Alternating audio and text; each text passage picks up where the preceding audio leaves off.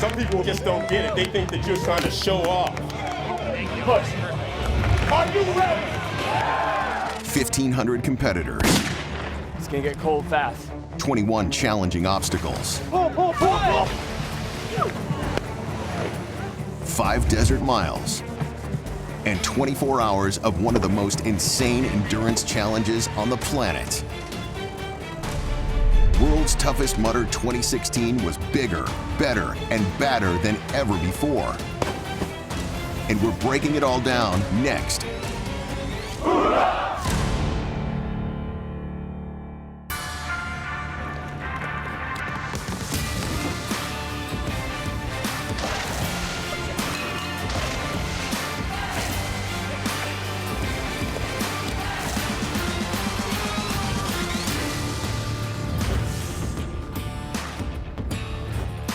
Hello and welcome to World's Toughest After Show presented by U.S. Army. Brent Stover. Joining me today is Amelia Boone, the most decorated obstacle course racer ever, 3-time World's Toughest Mudder champion.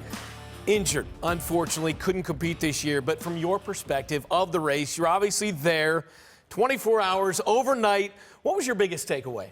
You know, I think we saw that the obstacle innovation this year was just unparalleled on the part of Tough Mudder. And then to that end, the racers ran more miles than we've ever seen before. So it was an incredible event. Incredible, no doubt. Suffering, that's just one of the words you accept in this sport. This year's race, it was one to remember. Before we break it all down, let's take a look back at some of the most notable moments from World's Toughest Mudder 2016.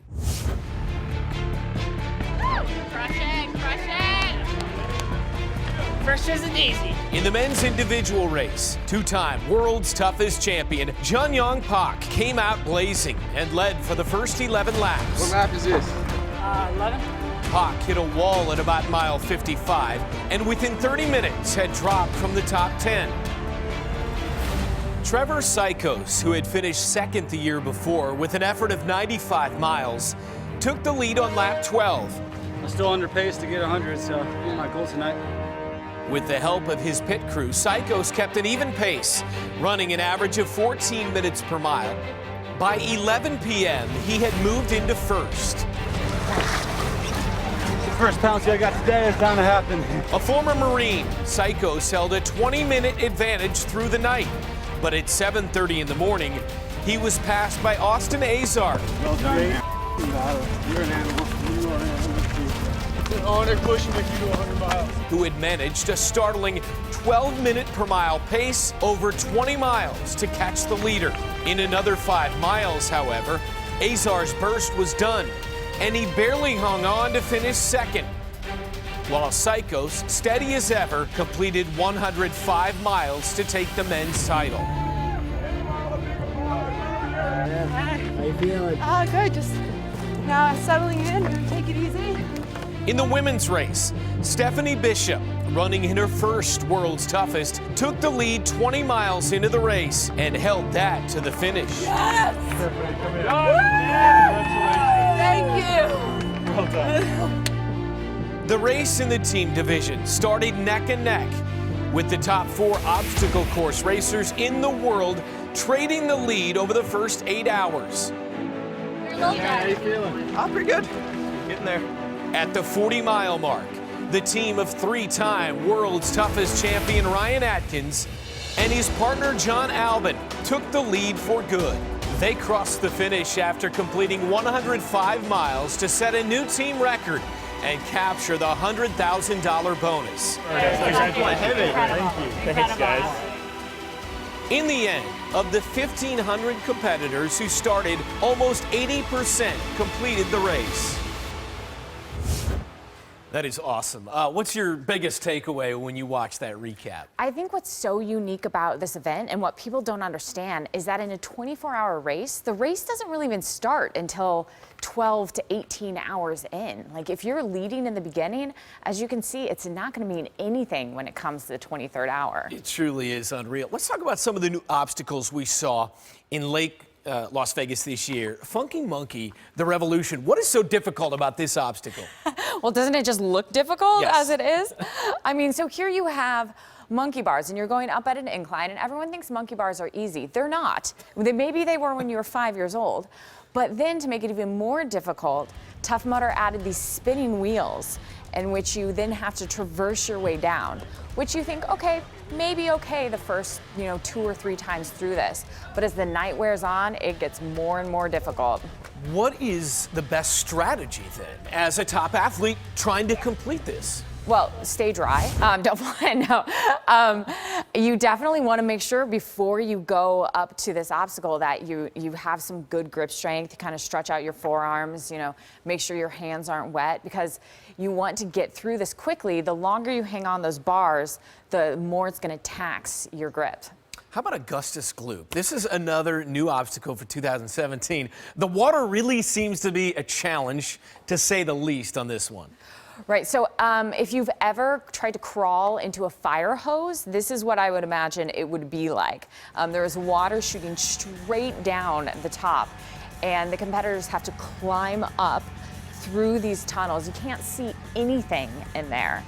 And so imagine 2 a.m., it's a nice little wake-up call. What's the best strategy trying to get through this the best way possible? You want to make sure to just not freak out. This is actually more of a mental obstacle. A lot of competitors will get into that closed space and you can't see anything, and it throws them off. All right, we have a huge show for you today. All of our world's toughest winners are in the building, plus Coach and E-Rrock. You don't want to miss those guys. It's all coming up next, including men's champion Trevor Cichosz and men's runner-up Austin Azar. They join us right here in studio. Stick around.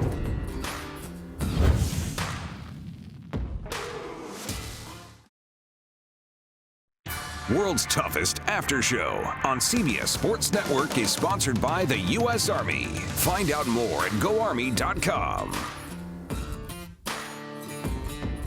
Hey guys, how you feeling? Great. Go Trevor!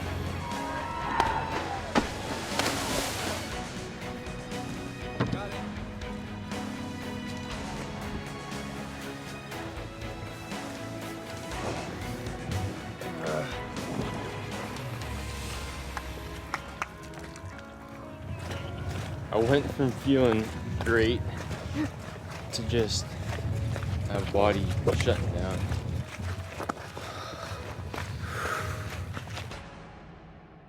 Unbelievable drama at the end of this race, 24 hours, and we have the champion Trevor Cichosz and the runner-up Austin Azar with us in studio. I actually want to start with you, Austin. As you look at those images and you see complete shutdown of your body, what's going through your mind?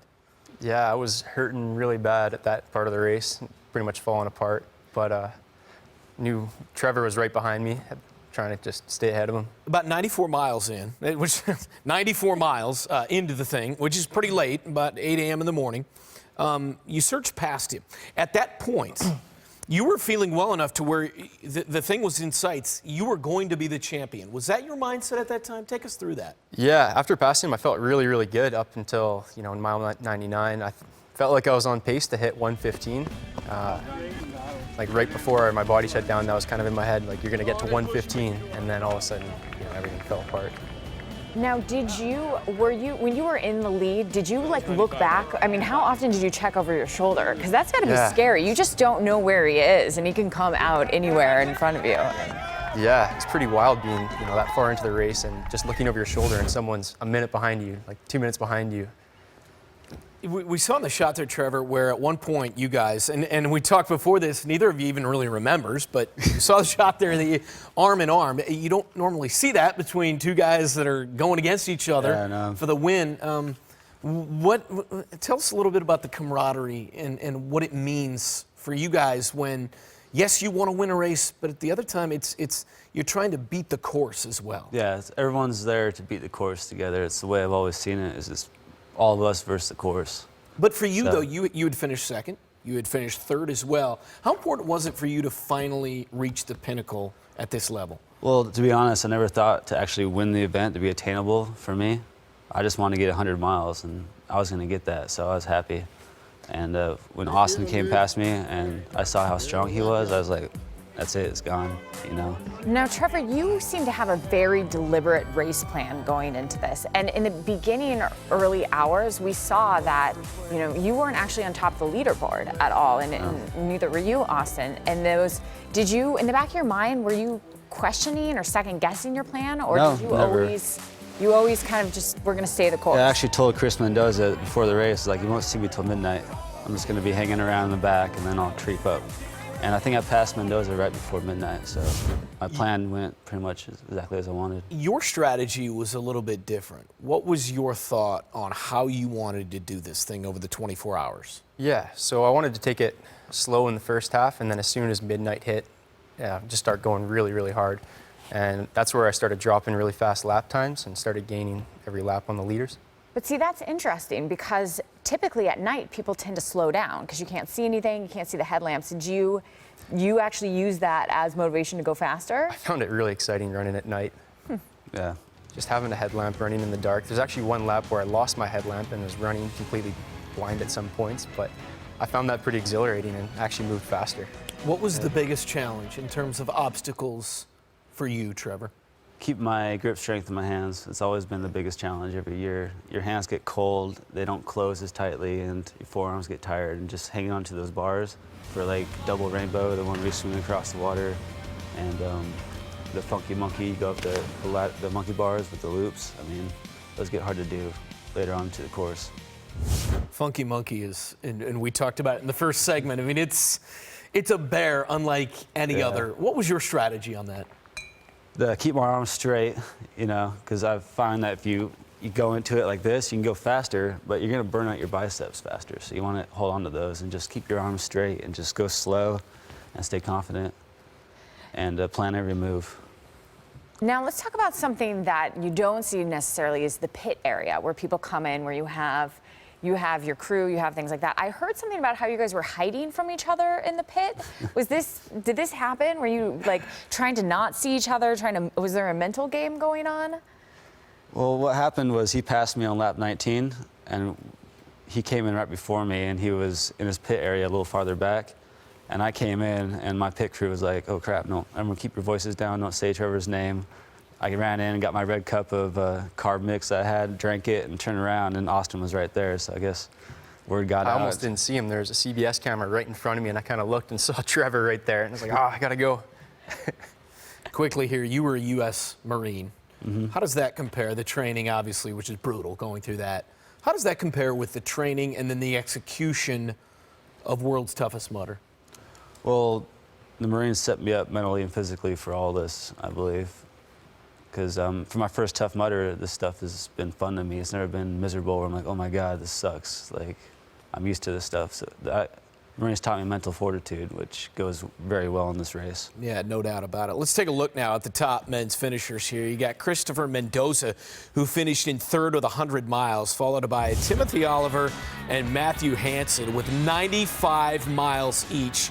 Obviously, Christopher Mendoza didn't get to be here, but in his own right, the American is phenomenal. He's been a strong competitor. He's up there on that leaderboard every single year with World's Toughest Mudder. It's pretty incredible.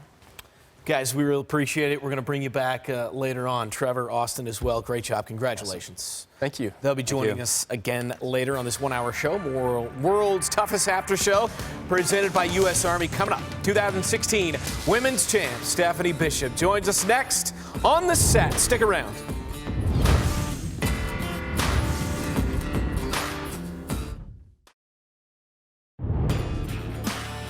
Welcome back to World's Toughest After Show presented by U.S. Army. Looking at the women's finishers. Amelia, you have won this 3 times. We'll get to Stephanie Bishop in a moment, but Suzanne Kraus, the German, finishing runner-up in 2016. Yeah, you know, nobody really knew about Suzanne before we came into this race. Everyone was like, who is she? Who is she? And she put up a dominant performance there. No doubt. The champ herself, though, is with us right now. Stephanie Bishop, how does that feel to know that you are the world's toughest mudder champion? I'm still trying to take it all in. It's kind of a dream to me to be the champion finally. What was your thought going in? That, hey, I'm going to win this, or hey, I'm just going to, you know, win the course and just see what happens? No, the plan was to go first and foremost run my own race. But the underlying and main goal was to go out there and win it. And I was not going to go home in any place but first place. Now, so you were a surprise late entrant, actually, to most of us in the Tough Mudder world in this race. You have been training in secret all year long, and nobody knew you were showing up till a few days beforehand. Was there a strategy there? Like, why? Like, why hide it from everyone? I've always wanted to do World's Toughest Mudder since 2010, and every year there was something that just came in my way, whether it be an injury, just work and life. And last year, I planned on doing it, but I got Lyme disease. So, you know, I was trying to get back to 100% health, and this year was like my year to come back. And I just said, you know what, since I'm doing this for myself, I'm just gonna lay low and just train kind of like Rocky style and do my thing and sign up, show up, and drop the mic. No, so and you did that. Yeah, It's one thing to say that's how I'm going to do it. You did. That was one of the great dominant mic drops fashion of all exactly. time. At one point, you did get sick and you did have to walk. Take us through that and how you were able to rebound, because it's one thing to get out to a large lead and be feeling good, but then at some point, if you have to drop out of this thing, it was all for naught. Well, I was never going to drop out. That was never going to happen. What happened, I think I had developed some dehydration, some heat exhaustion from earlier in the day, and it kind of crept up on me, and in the middle of the night, I got really nauseous. My stomach was in knots. I really couldn't take down any food. But I had no idea how large my lead was at that point, and my pit crew was instructed not to tell me because I wanted to run my own race. They saw me in a shaky form, so they said, you know what, you have a huge lead, just walk. You can walk one lap, you could even probably walk 2 laps, and you'll still retain a big enough lead to win it. You knew you had the victory in the bag, you knew it was yours.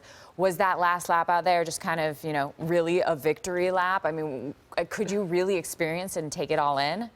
It was only halfway in that final lap did I stop and take it all in, because I knew that the other women that were right behind me could potentially go out for another lap. And if anything happened to me out there, they could possibly pass me. You know, they had maybe I had a 40-minute lead, but what if I rolled my ankle? You never know what's going to happen out there. All right, so April Hartwig declared boldly at the pre-race press conference that she was going to win. Mm-hmm. What are your thoughts on that? I knew she was going to be a contender. I've obviously seen her compete against Amelia in previous years. I knew she was going out there to win it, but she really didn't faze me. Amelia, read between the lines. What does she really think of what April said? Well, you know, there are different types of competitors out there, and I think that a lot of us like to compete with our feet and just not talk a big game and go out there and do the job, get it done, and walk away, as opposed to, like, you know, being very brash and bravado in the beginning beforehand. So Stephanie obviously went out there, no one had any idea she was coming, and just blew everyone away. And I think that's the approach I like. You're the defending champ. You had a broken femur. That's why you were on the side of the course this year, but you're a 3-time world champ. In terms of next year, I mean, now this is a rivalry. Whether you want it or not, I'm starting a rivalry right now. Who's going to win it next year? How about some bravado from either one of you? Well, we've actually, it's funny, we've crossed paths a lot, but we've never raced against each other. And even though I'd love to race against Amelia, I think it would be pretty fun. I think that her and I could actually take on the whole field, both men and women. I know that we're both mentally and physically capable of doing so. I only ran 85 miles because I only had to run 85 miles to win it. If there was somebody pushing her behind, we haven't seen any women break 100, and we haven't seen a female team be at the top. So it's more our challenge is like, watch out, boys, we're coming for you. So. Wow, that's pretty good. Yeah, no, you talk about getting together as a team. Is that a possibility for next year? 110%. Yeah. 110%. All right, well, I want to circle back quickly to individual. You've won it 3 times. You told me off air, I said, if you'd have been in it, do you think she'd have been around you? And you feel like she probably would have been. So what now, are you happy now to have somebody here that could very much be on your heels going forward now? I think I know people will be like, well, you should be scared. I'm like, sure, but it's fantastic, I think, to have more and more women coming into this sport. And, like, I welcome more competition because, like Steph said, there's somebody that's on your heels that's pushing you to go further. And that's what we saw with the men's side this year. So hopefully the more women we can draw into this, better competition we can have. And we'll become better athletes too, because we'll be pushing ourselves even harder. 2016 champ, Stephanie, really appreciate you coming on. Congratulations. Thank you very much. All right, coming up next, two of the most well-known Tough Mudder faces, Coach and E-Rrock. They're going to explain why that flag was so important in this year's race. Stay with us.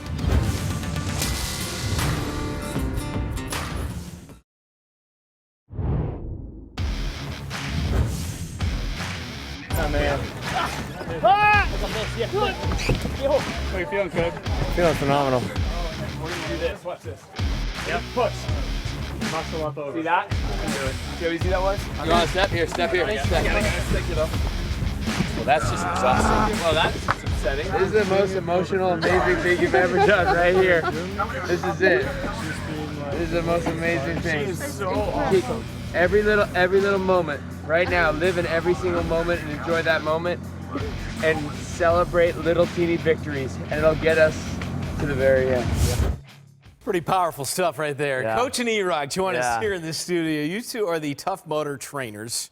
And really, in many ways, the faces of this sport, in charge of leading the warm-up with electrifying energy, very tight, short shorts and tube socks. That's part of the deal as well. Motivation tactics. I mean, it truly is unbelievable what you guys do. In this case, you guys were part of the race this year. We discussed it. We talked about it. We do warm-ups all year. We do events with people all year. And then there's this energy at events, and people talk about the world's toughest mudder.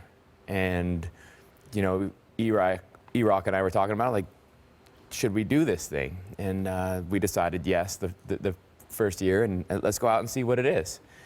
And I had no idea how moving and emotional and how incredible of experience it was going to be. It was intense, as you can see, and then helping people, that's just part of it. That has nothing to do with just E-Rrock and I. That's what it is out there. So tell us about what you saw out there, or like what were some of those stories of those people? Yeah, you know, the entire race changes over time. It starts out, everybody's collected, everybody's together, we're cheering each other on. It's a big group, you know, like bunch of fun in the beginning. Then the hours start to come, right? Then the night comes, right? And that's when like the whole course kind of settles down a little bit, and you really get to interact with each and every one of the racers that you come upon.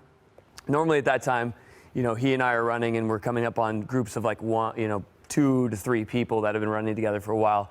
And you just plug into those conversations and you listen, because like the more hours you get, or the deeper you get into this race, like the more truth comes out, like the more the real reasons, the motivation for everybody like comes out, and it's truly something special. And you guys are responsible for getting people motivated. Yeah. What's that? How did you develop first? I don't want to call it a shtick, because that's not giving it, honestly, enough credit. First time I saw you, this guy's a real piece of work. I mean, it's like 0 degrees out, it's raining. It was the event in New Jersey, and you got the tight shorts that your dad, my dad, everyone's dad wore when they were coaching our T-ball teams, and the high socks.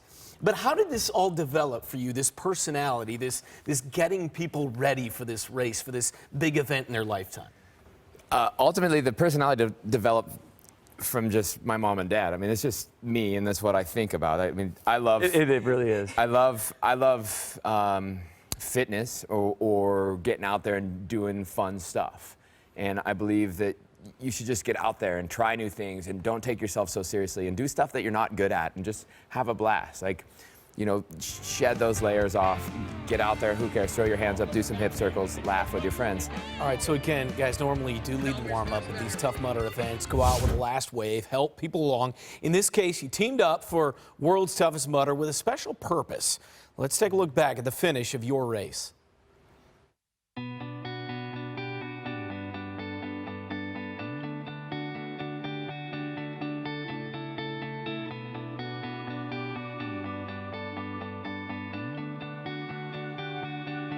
Good job. You guys killed it. Got your 50. You did it, Coach. Way to go. Bionic Mama's proud of you.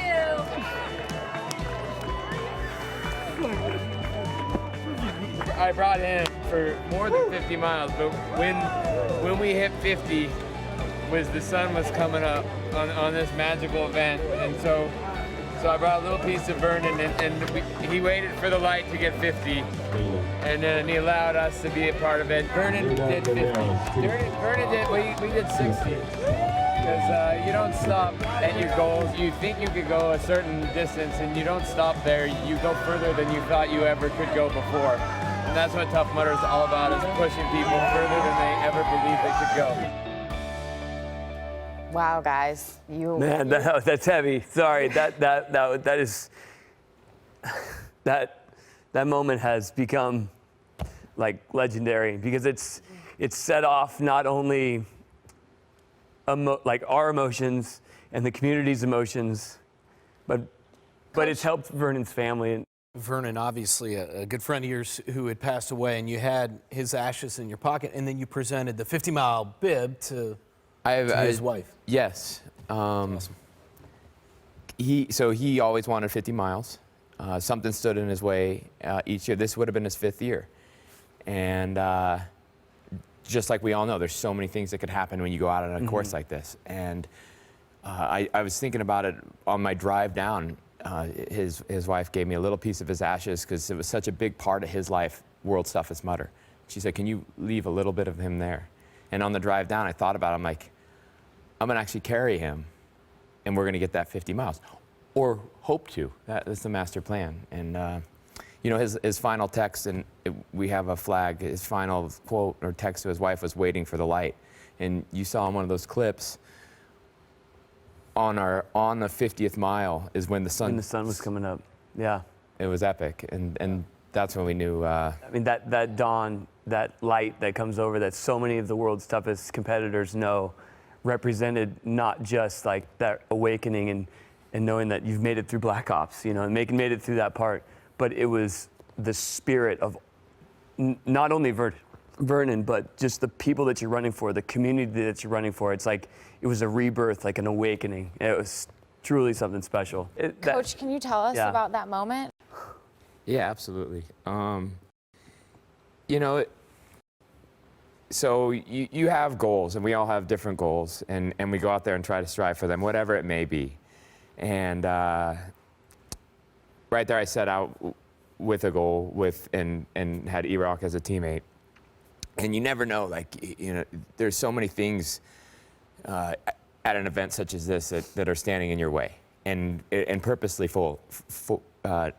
you know, Nolan's putting out stuff in our way, the desert, the weather, whatever. So you say this, I have this goal to get Vernon to the 50-mile mark. And we barely made it there last year. I made it there, and I left him in the desert, which was the saddest moment ever because you leave no Mudder behind. And so you never know. And I'm like, I want to get Vernon this 50 miles. And so when we crossed right there, and you've done it. In fact, we went further than that, and we went further than we believed we could go. And you reach that goal. It's an experience that everyone should feel. Yeah. Like you should set yourself high goals, and then you should reach past them.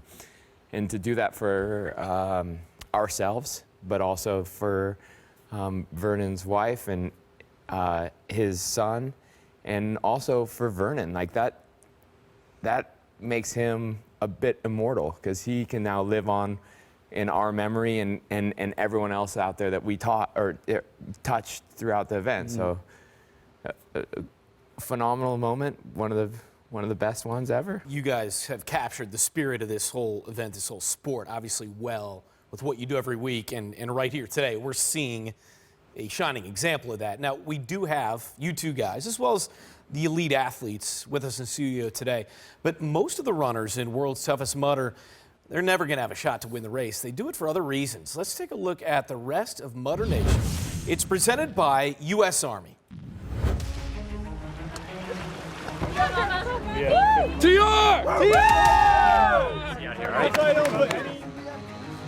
I saw you out there all night. Great.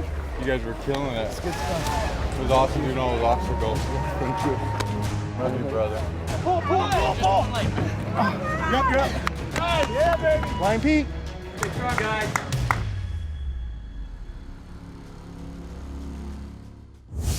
So we watched this video with what we call the rest of our Mudder Nation and these regular Tough Mudders, but I ask you guys, is there anything such as a normal Tough Mudder out there? No, there really isn't. I think we all have a few screws loose somewhere, you know. I think that's what makes it great, right? And the desire to kind of like push ourselves, you know, just see where the wheels will start falling off. Right. Your quick thoughts on it? You know, I don't think that there's any normal Tough Mudder or normal member of Mudder Nation, but I believe that anybody can be a member. Like, we want to welcome people to the family. Everyone should experience not only a Tough Mudder half or a Tough Mudder full or toughest Mudder. Come out with us for 24 hours. And whether your goal is, you know, 25 miles or 50 or just to make it through the night or 100 miles, we're all out there helping one another for each other's goals. Again, I've called you guys the faces of this sport, and you represent it well. E-Rrock, Coach, appreciate the time. Coming up next, the Team Champions, World's Toughest After Show, presented by U.S. Army, continues in just a moment.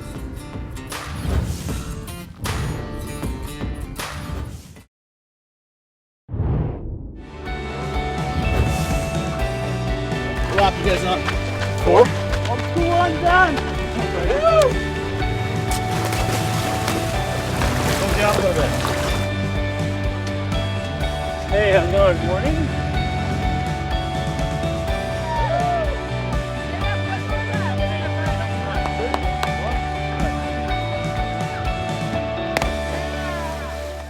Highlights there of these two men. Joining us now, Ryan Atkins, John Albon, team champions and winners of $100,000 for completing 100 miles at World's Toughest Mudder. Is that 50-50 or does one of you get is it 60-40? How do you split that money up? Yeah, we had to rock, paper, scissors for, you know, who gets to keep it all and who goes home empty-handed. Beautiful. Now, you live just outside of Toronto. You live in Norway. Mm-hmm. How does this come together? How are you able to train together? How do you become teammates when there's an ocean in between you? I'll start with you, John. I think it didn't really actually matter that we lived so far apart because our lifestyles and training ethics and everything we do sort of complemented each other so well. So when we did actually come together to train, it was as if we've been training together our whole lives, really. Yeah, I mean, it was really natural, and I know when John and I first met each other, and it was through racing, and it was actually in a race, and he was saying, oh, I really like to, you know, bushwhack and orienteer, and I like to ski, and I'm like this guy just sounds just like me, and sure enough, it was like my doppelganger across you're the ocean. soulmates. Yeah. So are you guys like race husbands then? I mean, like, what did you talk about out there for 24 hours? I mean, I can't even remember. I think we talked about a lot of things. I think there was a lot of bonding that happened, but yeah, it was as if we already knew each other. So I guess there wasn't much to talk about. We just laughed and joked and kept things light-hearted because we knew if we were going to do it, we were going to do it in the best possible fashion and we were going to do it happy. Is there a point at which one of you really started to struggle and the other guy had to pick the other guy up, or what was that dynamic like? Yeah, there was a few moments. I know around lap 6, John started to really overheat because he had his wetsuit zipped up all the way, and some of the water obstacles were closed down, so he was getting like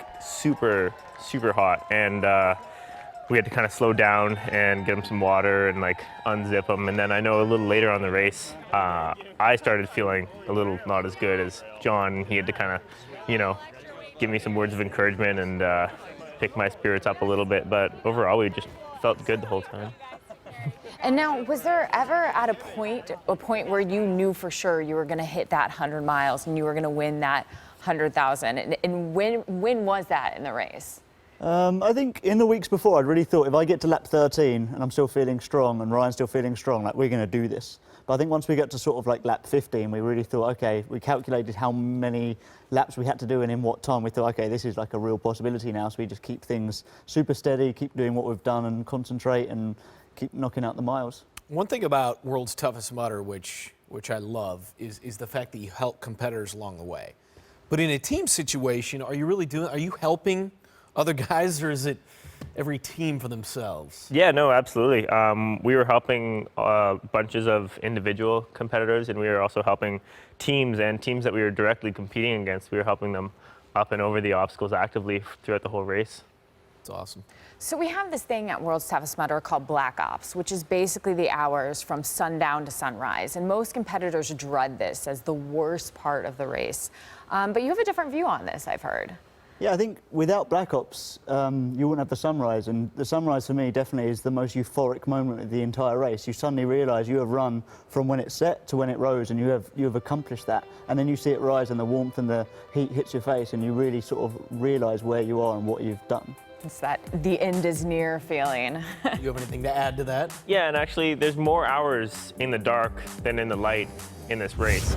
So the team that can execute the Black Ops period the best and do the most number of miles during that period is probably going to be the team that wins. Ryan and John, you guys are the champions, the top team. Appreciate it, and congratulations to you guys. Let's take a look at the top 3 team finishers at World's Toughest 2016. Chad Trammell, a former individual champion. Yeah, so Chad was our 2015 male individual World's Toughest Mudder winner. He came back as a team this year to try and compete against Ryan and John, but Ryan and John obviously came out victorious. Ryan and John, 105 miles, GOAT tough. Congratulations to them. When we come back on World's Toughest After Show, presented by U.S. Army, we're talking obstacles. What goes into the design of the Tough Mudder obstacles? We've got the authority on it, the man who designs them, when we come back.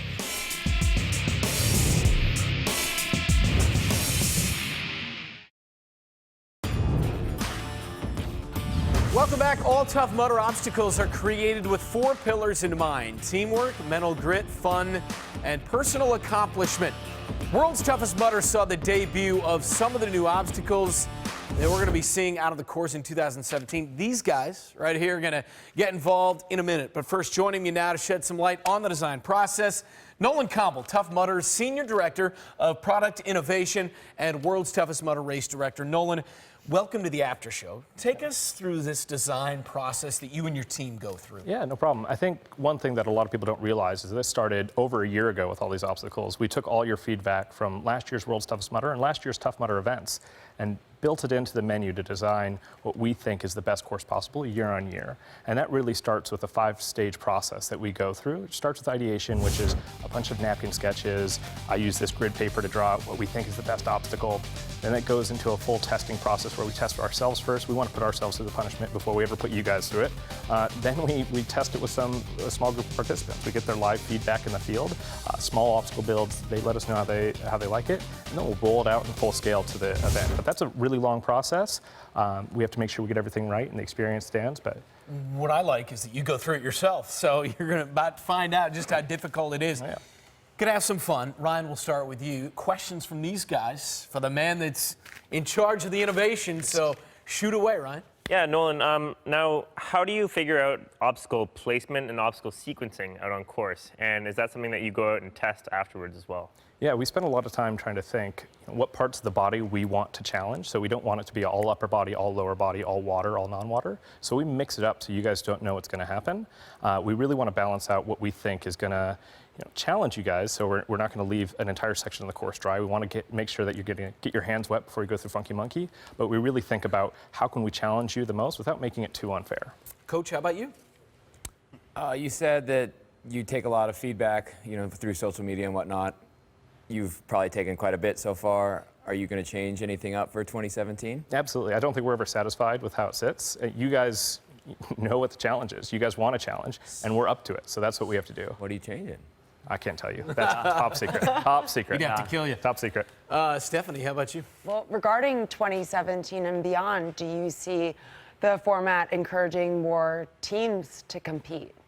I think that's one of the most important elements of World's Toughest Mudder and Tough Mudder is the fact that it's not about individuals winning. It's about doing it as a team and as a community. So I think we're definitely going to build in more team formats that feed into that spirit and actually change the competition a little bit. Well, I have a question then. How about a male-female? It's a very good question. It's one that comes up a lot. I'm going to put that in the top secret category. Top secret. Fair enough. I've got this. Even the host of the show can't get anything out of it. John, how about you? Do you have a question? Yeah, actually, lap 6 during the event was the lowest point I had in the entire race. Great, was, fantastic. You're welcome. The sun had just gone down. We put our wetsuits on. We came around to the first water obstacle, it was closed. Came around to the second water obstacle, it was closed. Came around to the third, it was closed. I was thinking to myself, are they doing this to me on purpose? I was so overheated by that point. I just thought, my God, they are this is absolutely terrible. Is this on purpose? The answer is absolutely yes. We do this stuff on purpose. We don't want the athletes to get too used to the course. We don't want them to understand and actually build perfection. We don't want, to do funky monkey every time. So we've built in adjustments to certain obstacles, so they change throughout the period of the event. So you don't know what you're going to get, and the technique changes. So you were feeling nice and hot. Oh, my. Without any water to cool you off. Trevor, what is your question? Actually, I touched on my question about how they determine the modifications to the obstacles throughout the night. I noticed that on Funky Monkey, you lowered a platform that you could use for your feet to get across. Yeah, So- I could talk a little bit more about that too. The reason we do want to change up those elements are not only to make you guys fail, sometimes we want you guys to succeed at different points of the course. I know Funky Monkey is really tough on grip strength and really tough on upper body strength. Immediately after that, you have a few upper body obstacles. So we want to save you a little bit and let you save some in the tank for later in the course, because I want to see you guys do these obstacles. We spend a lot of time designing them, and if you guys are failing them right off the bat, it doesn't do me any good. So as long as we can preserve some of that throughout the race, we're going to try to do that. Kind of like a golf course. It's some of the major. You want to make it tough, but not impossible. Exactly. Austin, how about you? Yeah, so if you can't do an obstacle, you have to take a penalty. How do you determine what that penalty is? So it's associated with the severity of the obstacle. So if you're failing something like double rainbow, I like to think of it as a personal challenge for myself. We spend a ton of time on that obstacle, so if you don't do it, you should spend a ton of time on course. So we extend a penalty loop that you run for that one. Some of the more minor obstacles that you fail, they'll have a more minor penalty attached. But we use that as kind of a way to game the system and allow you guys set your strategy, so you know, hey, I need to nail double rainbow. If I'm going to do it, I'm going to do this one right. All right, lastly, but not last but not least, how about you, E-Rrock? So it sounds like it's a big mathematical equation. You guys think this out like incredibly well. Did you design this year to enhance somebody's chances of winning the $100,000? Yeah, and I think I said this earlier too. I want to see you guys succeed. I want to see somebody break 100 miles. I love it. It's great for me. I don't want to make it easy. We designed this year's course to favor obstacle completion more than just traditional running. I think that's what we do best. We build the biggest and best obstacles. So if we could get you guys to perfect those, great. And if you did them well, you're going to have a better chance of running 100 miles.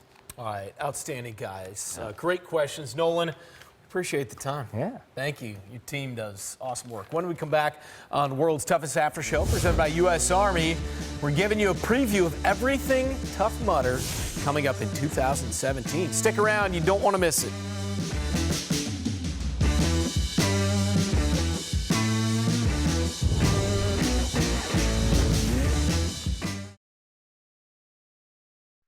World's Toughest After Show on CBS Sports Network is sponsored by the U.S. Army. Find out more at GoArmy.com. Welcome back. Tough Mudder 2017 has some new formats. Tough Mudder Half is back for year 2. This one is only a 5-mile course, Amelia. Yeah, it's great for getting your feet wet for first-timers especially. Okay, the Tough Mudder, as we know it, 10 to 12-mile course with more than 20 obstacles, more than 30 Tough Mudder and Tough Mudder Half events nationwide. And the newest format, Toughest Mudder, an overnight race that starts at midnight, Amelia. Yeah, this is brand new this year. I know I'm excited for it. All of these World's Toughest Mudder competitors are, because it's going to kind of queue up and lead into the World's Toughest Mudder event. And of course, the Tough Mudder year concludes with the World's Toughest 2017. Next year, date and location will be announced in January. That's where you can get this hardware, the medals, you got the kettlebells as well, orange jackets, like the green jacket of the Masters, for getting 100 miles. The new format, Toughest Mudder, launches with the first event this March. And we want to make sure you have all the dates to participate. For dates and locations of all Tough Mudder events, visit toughmudder.com. Thoughts on what we see here? It's going to be an incredible year. There's going to be so much competition out there and so much camaraderie and so much teamwork. And I think it's just going to be bigger and better. I know I'm looking forward to getting back out there. And CBS Sports will be along for the ride to document each of the 6 World's Toughest events and World's Toughest Mudder again. For Amelia, Boone, and all of our Tough Mudder community, I'm Brent Stover. We thank you for joining us. So long.